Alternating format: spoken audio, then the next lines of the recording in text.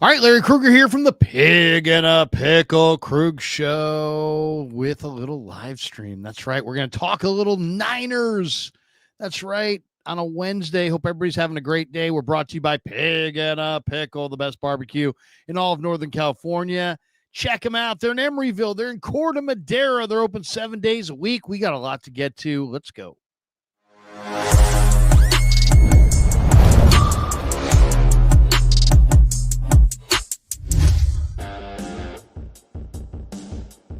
Off and running on the Krug Show, brought to you by Pig and a Pickle. And 49er football this season on the Krug Show is presented by Sleeper, fastest growing fantasy platform in the world. That's right.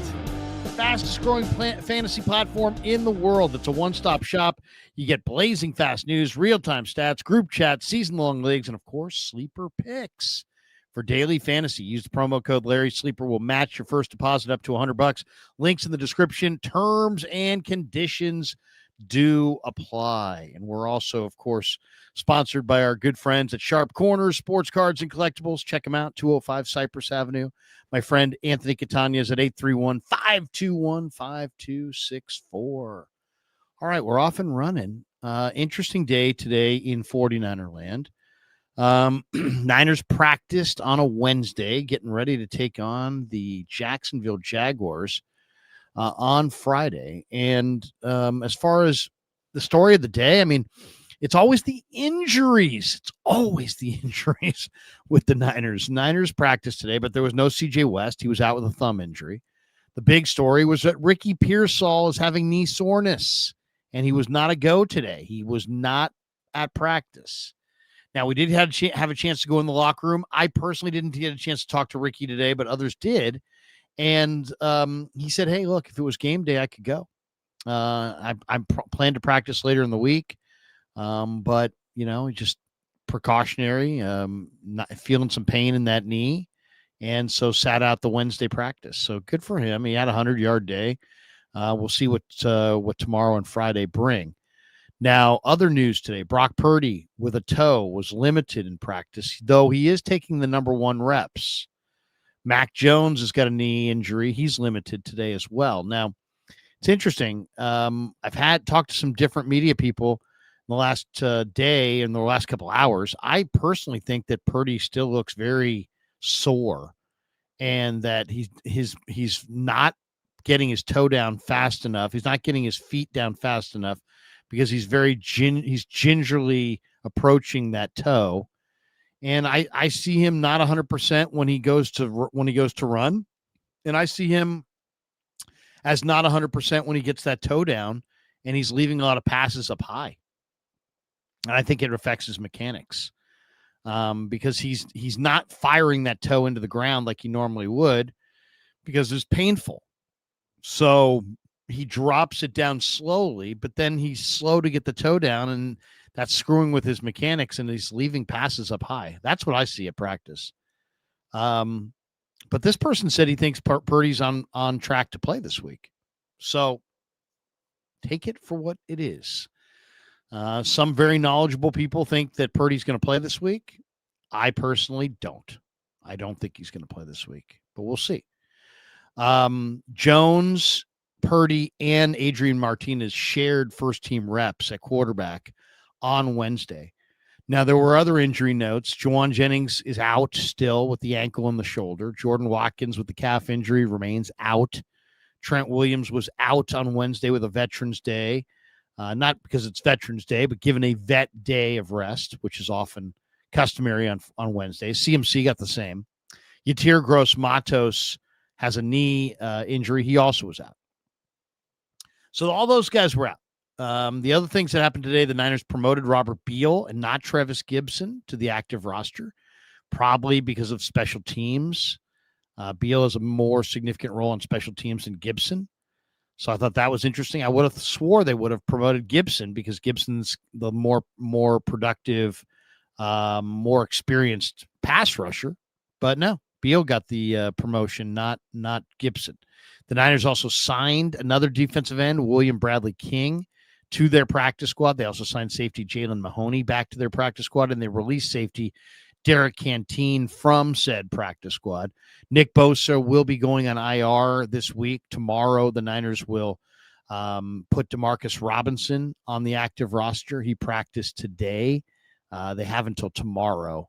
They've got one more day where they don't have to have him on the roster. So they're going to take advantage of that day and see what tomorrow brings. So tomorrow, Demarcus Robinson will be placed on the active roster, which means there'll probably be a corresponding move. A couple other notes. CMC, so the vibes have been pretty urgent with Bosa going down. Thought that was kind of interesting. Bosa, I thought, also said that he plans to return to to help the team and coach up the young D-line post-surgery. So he's not going back to Florida. He's going to hang out with the team and try to coach up the young guys, which is great. That's exactly what he should be doing. That's exactly what you want him to be doing. He knows more about defensive line play than probably everybody on the team except for Chris. So he would be a great guy to tutor these guys. And he already has all summer, but now he's going to do it even despite the fact he's nursing his own injury. So there you go. That is the latest and greatest from Wednesday in 49er land. So now let's hear from some of the players. As I said, I didn't get a chance to talk to Ricky Pearsall, but he did speak today. And let's hear what Ricky had to say. Ricky has always a lot of interesting things to say. He's coming off of a really, really great 3-game stretch here where he looks fantastic. And he's kind of asserting himself as the number one receiver. And here he is talking a little bit about his injury. How's it feeling today? It's feeling good. Actually, I don't even know when I hurt my knee. To be completely honest, I felt a little bit of soreness after the game. And it wasn't until later on in the night I was kind of moving around and felt a little soreness, nothing that I was, really concerned about. Came in the next day and was, talking to the trainers. And I told them the same thing I'm telling you right now is, I'm not really concerned, but I just want to check it out a little bit. And, that's kind of what I'm doing with it. It's just a little bit of soreness, and I'm not worried about it. If there was a game today, I'll play. Yeah, so there you go. So Ricky didn't practice today on a Wednesday, but he has soreness in the knee. But if this were game day, he could go. So it doesn't sound overly serious, but it is his knee. And it is another big-time contributor for the Niners getting hurt. So it is what it is. Now, I asked the one good thing at the receiving corps is they get Demarcus Robinson back this week. And I asked Shanahan today, what he saw from the veteran receiver. I thought Demarcus Robinson was one of the best receivers I saw all summer. Here's what Shanahan had to say about Demarcus. How you get Demarcus Robinson back this week? What did you think of him this summer? And do you think he can provide some explosives for you guys? I love getting D-Rob back. He was great for us this summer. He's been around the building the last couple of weeks, so it's been good to have him in here, and excited to see him out at practice today. I know he's been working on his own while he's been away, and excited to get him back involved. Yeah. This guy's an interesting player. He really is. Now, why do you say he's interesting? I think he's interesting because he doesn't run fast, but he makes plays down the field. He's a 4.59, 4.6, 140 guy. And yet he consistently makes plays down the field. He moves with the ball in the air, and he creates separation in some of the most unique ways. And I expect him to hit the ground running. I think he's going to be a big contributor right away. Like, I would expect he's going to catch 5 or 6 balls for 50 or 60 yards in the first game. And I wouldn't be surprised if he had a big game Thursday night against his former Rams teammates. So Demarcus Robinson is a guy that is now back in the mix. Let's hear from Shanahan again. I asked him about Mac Jones and, what he thought of Jones after the rewatch. You have one thought, then you watch the film again, and sometimes you feel better. Or sometimes you have one thought and you have watched the film and you're like, you know what? There was a lot of sloppiness or a lot of this or a lot of that. So I asked Shanahan about that today. What stood out about Mac Jones on the rewatch when you watched it again? Just how competitive he was, hanging in the pocket, competing throughout that game, getting rid of the ball real fast. Loved him, especially on that last drive, just not hesitating, letting it rip and being aggressive in everything he did. What stood out? Yeah. I'll tell you what stood out to me is just how accurate he was on a couple of those plays. I mean, the Ricky Pearsall 4th and 2, that was a perfect dime of a throw. I mean, just outstanding. Now, Mac Jones threw into a team meeting. He also threw an interception. It wasn't like he was perfect by any stretch, but he looked good. And my guess is he's going to start against Jacksonville. But other people think that it'll be Brock. They're going back to Brock. So I guess time will tell on that one. But I think Brock isn't right toe-wise. And I think he's going to take almost all, if not all, of that 6 weeks. I thought it was interesting how Shanahan first week was like, yeah, he's out for a week. And then it was like, well, he could be out for 2. And then last week when he talked about it, he's like, well, when I first got the news, it was 2 to 6 weeks. Okay, well, I don't remember that exactly, but so that's probably the actual timeline, 2 to 6 weeks. And the more I watch Purdy at practice, the more I think it's going to be closer to 6 weeks. It's already been 2. I don't know. To me, it seems like it's going to be. I don't think he's coming back this week, but others do. So we're going to find out. Here's Fred Warner. Fred Warner is a veteran. He's a positive guy, but he's also a realistic guy. And, he's asked about Nick Bosa, and he's like, I don't want to minimize it. You can always talk about next man up, but, man, it's a major loss. So here's Fred talking about some of those concepts as it relates to Bosa. I mean, I'm sick. I'm so sick for him, because, he knows what it's like to go through that process, right, of a recovery from that injury, which I know he's fully capable of, but that doesn't make it any easier. Obviously, it's a huge blow to our team, but we move forward. I hate to say next man up mentality because you can't just replace him with one player. But the mission is still the same. We're going to find a way to to get one win this week, and we'll figure out the rest later. I mean, I'm sick. I'm so sick. Yeah, there you go, a little Fred Warner. I mean, here's the one thing.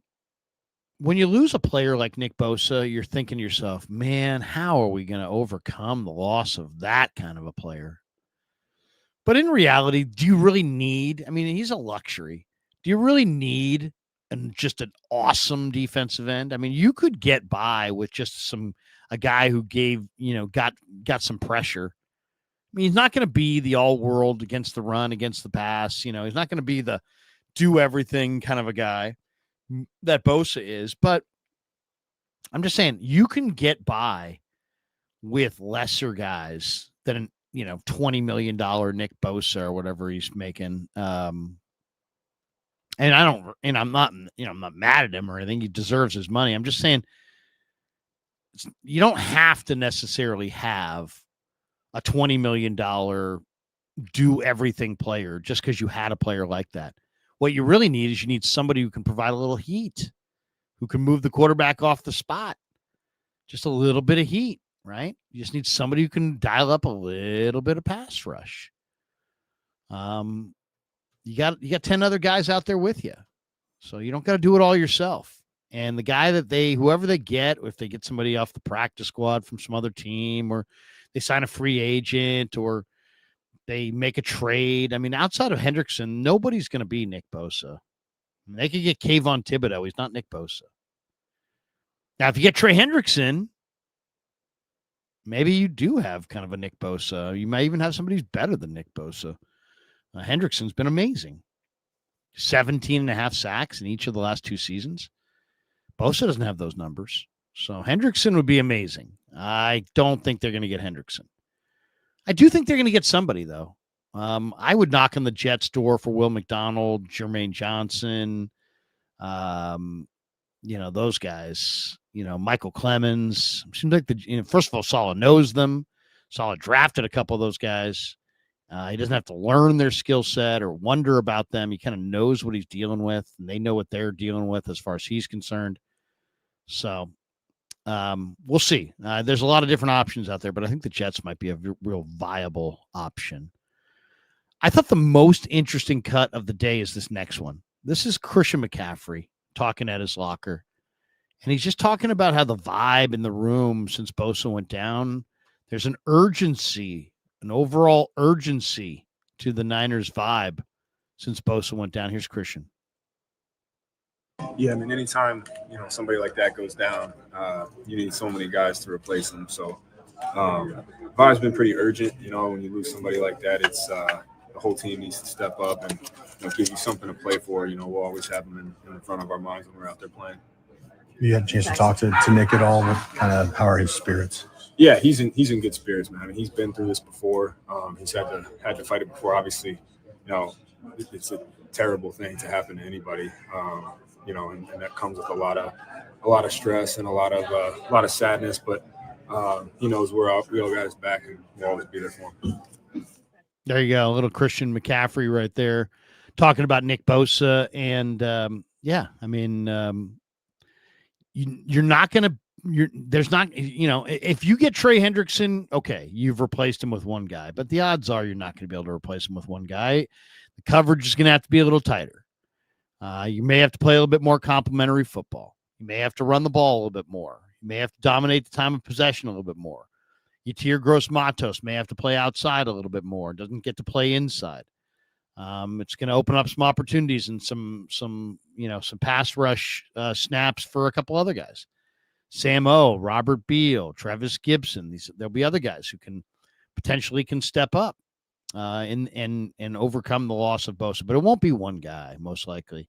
Even if you could get a great trade, it's probably you're going to need more than that. You're going to need more. That's how good Nick is. He's the total package. He's a transcendent player. He's one of the 4 or 5 best at his position. If you get Hendrickson, you're also getting a guy who's also in that same category, but anybody that's not named Trey Hendrickson is a major step down from Nick Bosa. And that's just the reality of the situation. I mean, you can run from it or you can embrace it. All right. Caught up with Travis Gibson. And I really thought the Niners would pick Gibson over Robert Beal and pull him off the practice squad, but they opted for Beal. Now, it really doesn't matter. I mean, not that it doesn't matter at all. They're the same guy or anything. It matters. I think Travis is a little bit better pass rusher than Beal. I think Beal's a little bit better athlete, a little bigger, a little stronger. But Gibson's a little bit better. I mean, more production, he knows what he's doing a lot better. He's less likely to make mistakes. But each guy can only be called off the practice squad 3 times. So even if you loved Gibson, you can call him off the practice squad 3 times over the course of the season. And then after that, he's got to be on the active roster. So it doesn't really matter. I mean, if you go to Beal first, you're going to go use both these guys. You're going to use Beal and you're going to use Gibson. But I walked up to Travis today in the locker room thinking that maybe he would be the guy who's in the catbird seat taking over for Bosa. And you can kind of tell that he's like, hey, my time hasn't come yet. So, but here's a little dialogue with the former star from Tulsa, the former Chicago Bear, Travis Gibson. All right, we're here in the Niner locker room with Travis Gibson, veteran defensive end. And man, you may get more opportunity here because of obviously the terrible injury to Nick. You've done this before, though. You've had big years in the NFL. Oh, yeah. What's your mindset? Just pray.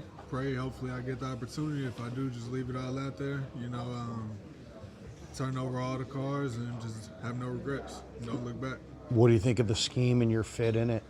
I think I feel pretty good in this game, man. Here we let our defensive line, go forward, not too much back, pin their ears back, just get after the quarterback, and I think that's something I can get down with. Yeah, I mean, obviously you came here to play. You've started in this league. Yes, sir. Why here? Why you had other opportunities to go other places? Why was this a good fit? Man, again, Robert Sala's defense, playing alongside Nick Bosa, getting to learn from our defensive line coach who's transformed plenty of guys' game is something that I've always looked forward to. I've always had eyes on this team throughout the whole career. They've always had a stamp on being great and being able to pull through games. So that's something that I've always wanted to be a part of, and I'm just glad that the stars aligned for me to be able to do so. The culture in your guys' room is good. You can tell, like, during practice, Nick will have a rep, and then maybe he'll go talk to Mikkel about, things and kind of show hand placement and that kind of thing. that's probably, you've been other places. Is the culture here different than other teams you've been on? No, it's definitely different here. It's more of my brother's keeper. A lot of the places I've been, they sort of look out after themselves, just being honest. But here, iron sharpens iron. We always carry each other. We always look out after each other, finding ways to help each other. And, that's the best thing you can have for team chemistry. What do you think of this team's nickel line right now? I mean, you might be stepping right into it. Bosa and Huff off the edges, and Mikkel and Yatur inside. It seems, what do you think? It seems like way too fast for a lot of these offensive lines. What's your thoughts on it? Man, I think it's just how we're coached, honestly. Really? Man, we live by the down and we leave it all out there. We bust our tails to the ball. We play with effort and violence, and I think that carries a lot of things. So I think when it comes to offensive line and how they perceive our defensive line, I would think that they would be intimidated. And I think we can keep imposing our will on others.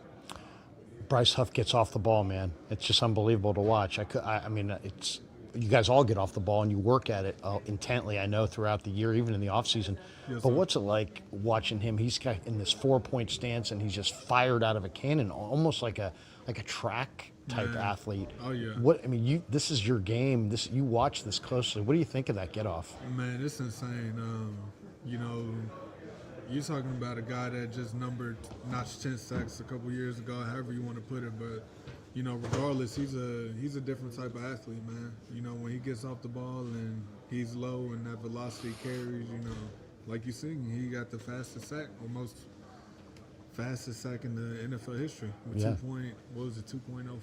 Yeah, 2.5 or something like that. It was like that, yeah. He was just there was a snapshot of the line after the snap, and he's 3 feet into the backfield. Everybody else is still getting out of their stance. He's crazy. Yeah.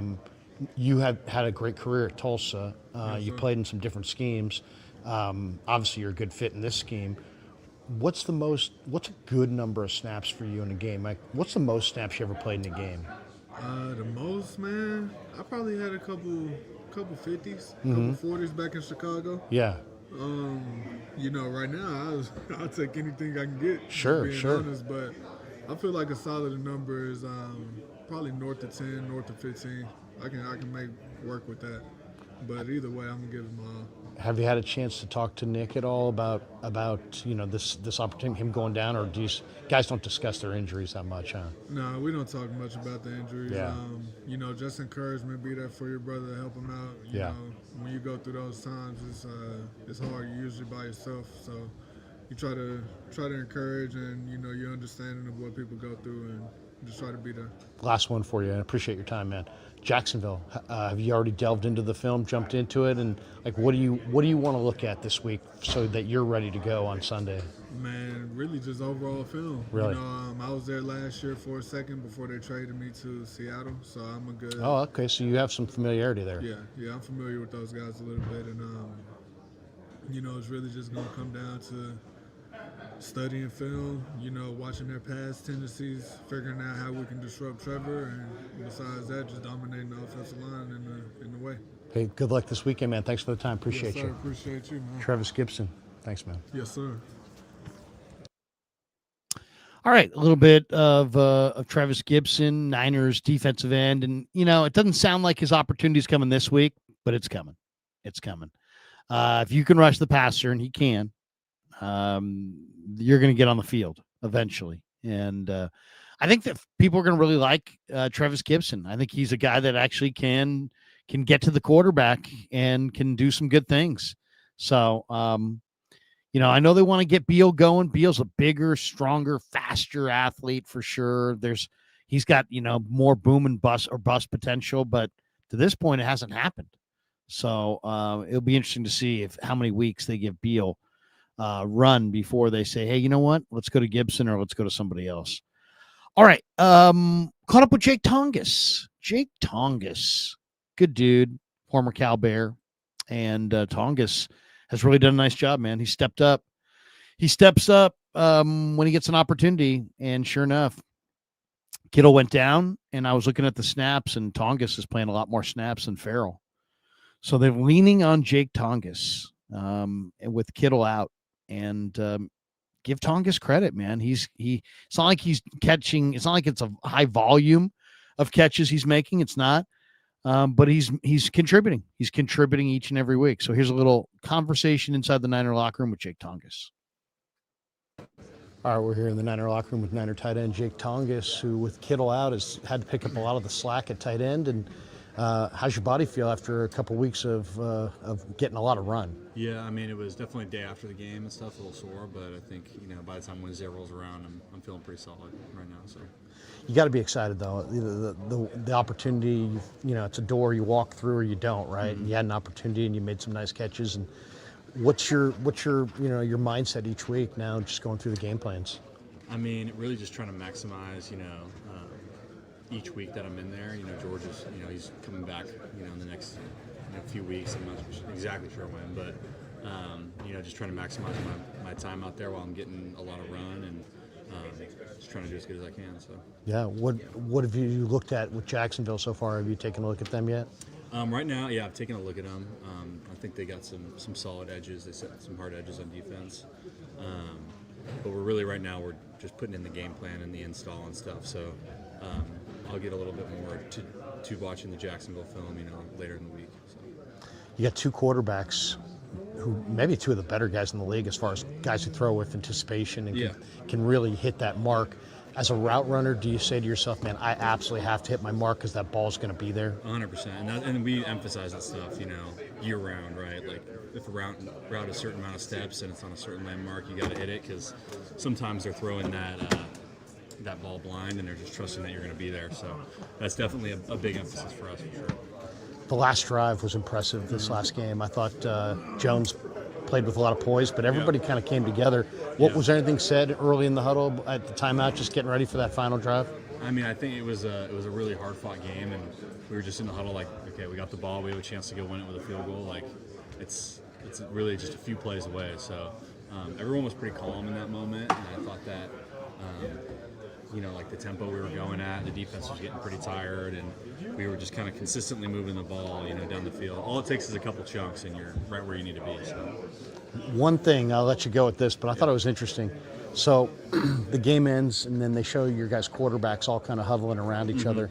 And it just seems like that room is the culture in there is really good. I mean, Max said that Brock shares his thoughts with him on the game plan, which obviously, Brock knows the offense the best, right? So that means a ton. Yeah. But then even, just all those guys, the young guys as well, Adrian, and it's just amazing. It seems like that room's got a good vibe right now. Would you? Yeah, no, I would agree. I mean, they're all great guys in that room. They're all willing to help each other. They're not going to, they're supporting each other and, whatever their role is, right? So it's like a one agenda room. Yeah, no, 100%. And they're all just trying to get better, individually, right? Yeah. I think, that tends to happen. You saw that happen with, Sam Darnold. He came in here, and when he got his chance, he was playing good and learning a lot while he was here, working together with all the quarterbacks. So it's definitely a productive environment for those guys, Last one for you. The group's talking to Christian today, and obviously he's had an incredible start to his year. What's it like for you watching him from afar? I mean, you know how hard it is to play in the NFL, and this guy's taking it to a totally different level. Yeah, I mean, just how on it he is super impressive. And when you have guys who are preparing that way, like it just shows everyone else, what the steps are to get to that spot, right? So what he's done so far has been extremely impressive, and he's just a good influence on, everyone around him. Keep it rolling, man. Good to see you. Thanks for the time. Appreciate you. No worries. Little Jake Tongis right there. Law of all throws this one in. Yes, Tongis called in to threaten Larry to keep his name out of his mouth. Maybe not so much.